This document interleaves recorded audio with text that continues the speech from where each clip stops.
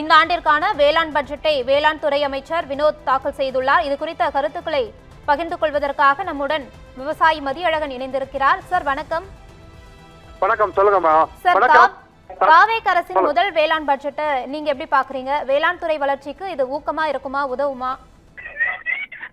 தமிழக வேளாண் பட்ஜெட் மிகவும் சிறப்பு வாய்ந்ததாக இருக்குது. இந்த வருடம் மாவட்டந்தோறும் தமிழக விவசாயிகளுக்கு சிறப்பு வாய்ந்த விவசாயிகளை ஊக்குவிக்கிறதுக்கு அஞ்சலை அம்மாள் பெயரில் விருது வழங்குவது மிகவும் பாராட்டுக்குரியது. ஏனென்றால் ஒவ்வொரு மாவட்டத்திலும் அவர் விவசாயிகளுடைய சிறப்பு ஊக்குவிக்கிறாப்புல இந்த விருது வழங்கப்படுவது. அதே போல வாழைக்கென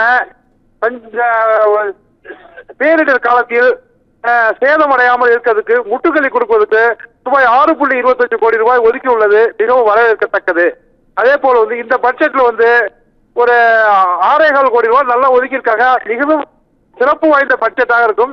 இன்னும் என்னவென்றால், நாங்கள் தஞ்சாவூர் மாவட்டத்தில் தமிழகம் முழுவதும் உள்ள சத்துணவில் வாழை பழங்களை சத்துணவில் 11 மணிக்கு கொடுப்பதற்கு நாங்கள் கோரிக்கை வைத்தோம். அந்த கோரிக்கை இன்னும் ஏற்கவில்லை. நாங்கள் பல வருடமாக இந்த வாழை விவசாயத்தை வாழைத்தாள் சில நேரங்களில் வீழ்ச்சி அடைந்து குப்பையில் போடுகின்ற காலம் வந்திருக்குது. அதனால சத்துணவில் முட்டை கொடுப்பது போல் இந்த வாழைப்பழத்தையும் சத்துணவில் கொடுக்கறதுக்கு உதவி பண்ணும் என்று பல கோரிக்கைகள் மாவட்ட அளவில் வைத்தோம். ஆனால் இந்த கோரிக்கை ஏற்கப்படவில்லை.